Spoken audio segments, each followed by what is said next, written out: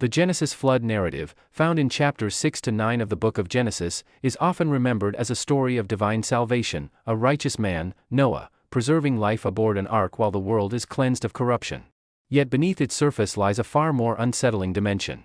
This was not merely a rescue mission, it was an act of near-total annihilation.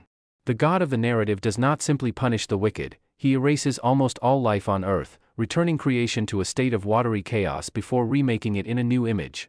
The happy ending of the Rainbow Covenant is built on the bones of an entire world drowned. The flood myth's origins deepen its darker tone. Scholars have long noted parallels between the biblical account and older Mesopotamian flood epics, such as the Epic of Gilgamesh and the Atrahasis myth. In these earlier versions, the gods' motives are not purely moral but often capricious, sometimes rooted in annoyance at human noise or overpopulation. By inheriting and reshaping these tales, the Hebrew version retains a shadow of that arbitrariness. Even in Genesis, the destruction is absolute. I will wipe from the face of the earth the human race I have created, Genesis 6 verse 7. The flood is not just a moral reset, it is a cosmic purge. The sinister twist becomes clearer when we consider the ethical implications. The narrative frames the flood as divine justice, yet it sweeps away not only the corrupt but also children, animals, and entire ecosystems.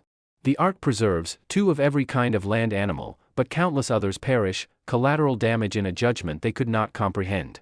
This indiscriminate destruction raises uncomfortable questions about the nature of divine morality in the text. Was the flood an act of righteous judgment, or an overwhelming display of power that blurred the line between justice and vengeance? Even the aftermath carries a darker undertone. When the waters recede, Noah's first act is to build an altar and offer burnt sacrifices, a gesture that echoes the Mesopotamian tradition of appeasing the gods after catastrophe. In Genesis, God responds with a promise never to destroy all life by flood again, but this covenant comes with a new order. Humanity is now permitted to eat animals, though not their blood. The post-flood world is not a return to Edenic harmony, it is a harsher, bloodier reality in which survival is bound to divine authority and fear.